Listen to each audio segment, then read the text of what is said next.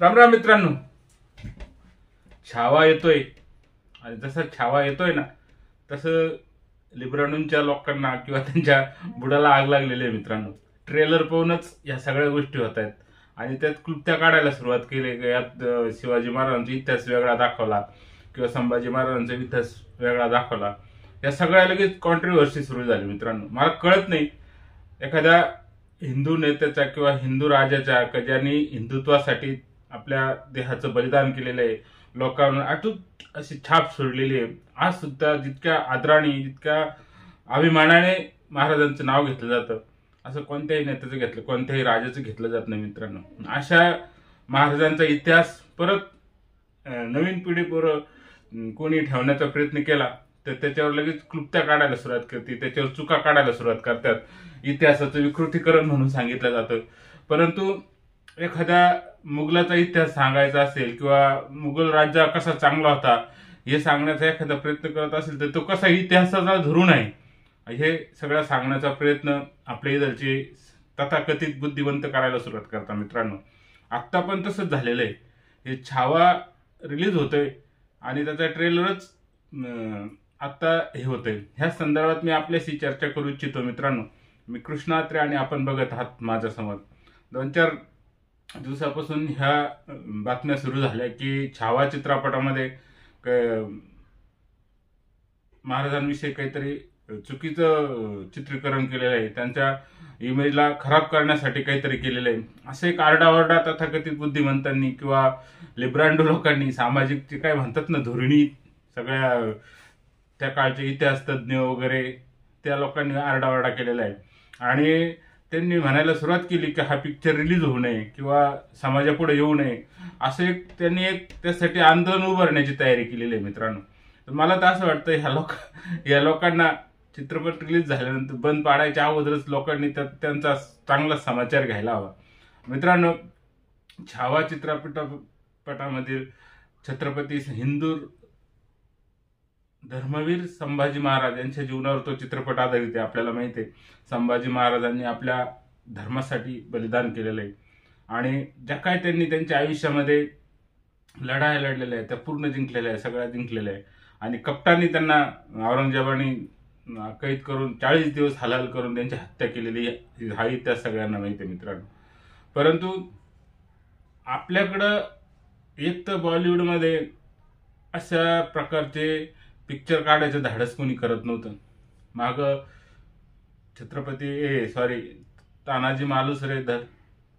तानाजी मालुसरेंवर तो चित्रपट काढला होता.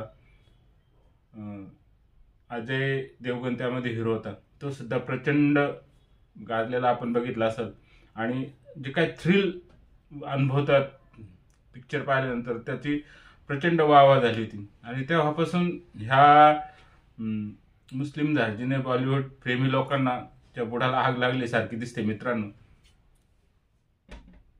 2-4 पिक्चर आलेले आहे असे आपले हिंदू धर्माच्या संरक्षणासाठी ज्या राजांनी बलिदान केलेलं आहे, हिंदू धर्म वाढवण्यासाठी ज्या ज्या राजांनी आपलं राज्य चालवलेलं आहे अशा राजांचे थोडेफार पिक्चर आलेले. नाही तर बॉलिवूडचा इतिहास जर आपण बघितला तर जोधा अकबर पासून पार काय टिपू सुलतान कसा चांगला होता, कसा उत्कृष्टरित्या हे होतं याचीच गुणगान आतापर्यंत आपण ऐकलेले.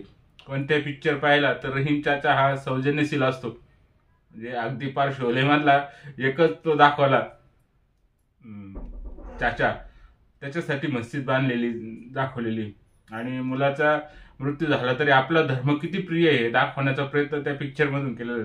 त्यावेळेस मित्रांनो समाजाने एवढं काही त्याचं रिॲक्ट केलेलं नव्हतं. म्हणजे जोधा अकबर पासून असं आता खरं आहे का नाही माहित नाही, अकबर एक कसा प्रेमाचा पुजारी होता ह्या दाखवण्याचं उदात्तीकरण त्या पिक्चर मधून केलं होतं आणि समाज सुद्धा त्याला उचलून घेत होता. परंतु बॉलिवूडमध्ये सुद्धा हिंदुत्ववादी विचारसरणी वाहू लागलेली आहे आणि ज्या प्रकारचे असे वेगवेगळे सिनेमे येतात त्याला उत्कृष्ट प्रचंड प्रतिसाद आपण पाहत असेल मित्रांनो. परंतु ह्याच्या लोकांच्या त्रास व्हायला लागला ना का अरे हे सुद्धा बॉलिवूडमध्ये सुद्धा हिंदुत्व घुसायला लागलं काय, हे सुद्धा इथं सुद्धा हिंदू धर्माचा प्रचार व्हायला लागला काय, मग असं जर झालं तर आपलं काय होईल अशी एक प्रकारची धारणा त्या याच्यामध्ये आपण बघितलं असेल. आतापर्यंत जर बघितलं तर मित्रांनो बॉलिवूडचा इतिहास म्हणजे आतापर्यंत जोपर्यंत पंतप्रधान नरेंद्र मोदी सत्तेवर नव्हते तोपर्यंत सामान्य जनतेला पण ते काही वाटत नव्हते. प्रत्येक गाण्यात अल्लाहू अकबर किंवा ज्या कुलीमध्ये आपल्याला माहित असेल त्या पक्षी वाचवतो त्याला अल्लाह रखा नाव, म्हणजे जे जे काय असेल ते सगळं मुस्लिम धर्माच्या नावाने किती चांगलं आहे. एक 786चा बिल्ला हिंदू विजय हे लावतो ना आपलं जीव, त्याला स्मरून सगळं काम करतो. त्या बिल्ल्याने त्याचा जीव वाचवतो वगैरे वगैरे, तो सगळे आपण बघितले. म्हणजे एका प्रकारच्या धाटणीचे पिक्चर इथून मागं आपण बघितलं असेल. प्रत्येक सिनेमामध्ये, प्रत्येक बॉलिवूडचा सिनेमा का त्याच्यामध्ये ह्या गोष्टी दाखवण्याचा, प्रसारित करण्याचा प्रयत्न सातत्याने केला होता. हे केव्हा उघड व्हायला लागलं? आत्ता उघड व्हायला लागलं की यात खरं यांचा डाव होता. आणि त्या डावाला थोडासा धक्का लागायला लागला. हिंदुत्ववादी विचारसरणीचे पिक्चर यायला लागले. काश्मीर फाईल्स झालं, केरळा, अनेक प्रकारचे पिक्चर आहेत. त्याला एक विरोध व्हायला लागला. जो काही हिंदू हिरो प्रसारित व्हायला लागला, एक चांगला हे व्हायला लागलं, तर त्याला एक त्याचं खच्चीकरण करण्याचा प्रयत्न त्यांची सिस्टीम करायला लागली असं मित्रांनो. परंतु ह्यामधून सांगायचं काय, छावा पिक्चरचा जो काही छत्रपती संभाजी महाराजांची भूमिका विकी कौशलने केलेली आहे आणि त्याचा ट्रेलर पाहूनच असं अंगावर शहारे येतात. आता त्यात खरं काय पुढच्या याच्यामध्ये तर पिक्चर रिलीज झाल्यानंतर कळणार आहे. परंतु पिक्चर निश्चितच उत्कृष्ट असणार आहे ट्रेलर पाहून. परंतु ज्या प्रकारचे डायलॉग त्या ट्रेलरमध्ये दाखवण्यात आलेले, ते डायलॉग पाहून तथाकथित पुरोगामी लोकांच्या बुडाला लागणं सहज शक्य आहे. आणि त्यामुळेच तो आरडाओरडा सुरू झालेला आहे मित्रांनो. छावा पिक्चर ज्यावेळेस येईल त्यावेळेस हे लोक काय रिॲक्ट करतात हे पाहणं मोठं मनोरंजक ठरणार आहे. परंतु त्या अगोदरच तो रिलीज होऊ नये किंवा त्यात काटछाट करावी, जे काय असे डायलॉग आहे त्याला कट करावी, त्याच्या विरुद्ध कारस्थान सुरू झालेले आहे. औरंगजेबची भूमिका करणारा खन्ना, आपलं काय नाव त्याचं, विनोद खन्नाचा मुलगा, आठवणा नाव, तो त्यांनी भूमिका केलेली. आणि भूमिका म्हणजे पात्र वगैरे एकदम उत्कृष्ट, त्यांचे डायलॉग्स एकदम मस्त आहे. आता त्याच्यावर अनेक रिव्ह्यू आलेले याच्यावर बघून, ट्रेलर बघून, ते पण आपण पाहू शकता मित्रांनो. तर अशा प्रकारचा छावा येतो आणि परत एकदा हिंदुत्वाला धार येईल असं वाटतं. आणि म्हणूनच कदाचित तथाकथित पुरोगामी लोकांनी त्याच्यावर गरळ वाकण्यास सुरुवात केलेली आहे की महाराजांचा खोटा इतिहास दाखवण्याचा प्रयत्न चालू आहे. काय ते लेझिम खेळण्याचा प्रसंग त्याच्यामध्ये दाखवला, त्याच्याहून मोठी कॉन्ट्रोवर्सी होऊ लागलेली. ठीक आहे, सगळं जे काही चुकीचं असेल ते कट करून हा पिक्चर प्रेक्षकांपुढे यायला हवा मित्रांनो. कारण असंख्य लोक असे आहे का आता इतिहास कोणी पुस्तक वाचत नाही, नवीन पिढी इतिहास वाचत नाही. आणि आपल्या शाळांमध्ये सुद्धा आपण बघितलं असेल की त्यात कशा प्रकारचा इतिहास शिकवला जातो. आतापर्यंत म्हणजे मला आठवतं आम्ही 4थीत असल्यापासून शिवाजी महाराजांचा तोच इतिहास आत्ता सुद्धा शिकवला जातो. म्हणजे फक्त तेवढेच पैलू महाराजांचे आहे का? अनेक पैलू आहे ना, ते कधी आपल्या येणाऱ्या पिढीला आपण समजावणार आहे? कमीत कमी पिक्चरच्या माध्यमातून तरी एक प्रखर हिंदुत्ववादी राजा, हिंदू धर्मासाठी, आपल्या धर्मासाठी देहाचा त्याग करणारा, हलाल सोसणारा एक धर्मवीर राजाचा प्रताप पाहून नवीन पिढीला थोडीशी प्रेरणा येईल आणि आपण ज्या धर्मात आहोत त्या धर्माचा अभिमान त्यांच्या मनामध्ये जागृत होईल. म्हणून हा पिक्चर रिलीज होणं महत्वाचं आहे मित्रांनो. आणि जो कोणी याला विरोध करताय ना त्याला त्याच पद्धतीनं उत्तर द्यायला हवं. तथाकथित म्हणजे ह्या ज्या इकडचे जे काही बुद्धिवंत लोक आहेत ह्या बाजूचे, त्या बाजूंना त्या तत्वज्ञानाच्या माध्यमातूनच त्यांना उत्तर द्यायला पाहिजे. आणि जे काही दाखवतात ते योग्य प्रकारे दाखवायला हवं अशी हे आहे. जे काही चुकीचं असेल ते कट करा, परंतु महाराजांचा इतिहास नवीन पिढी पुढे येऊ द्या.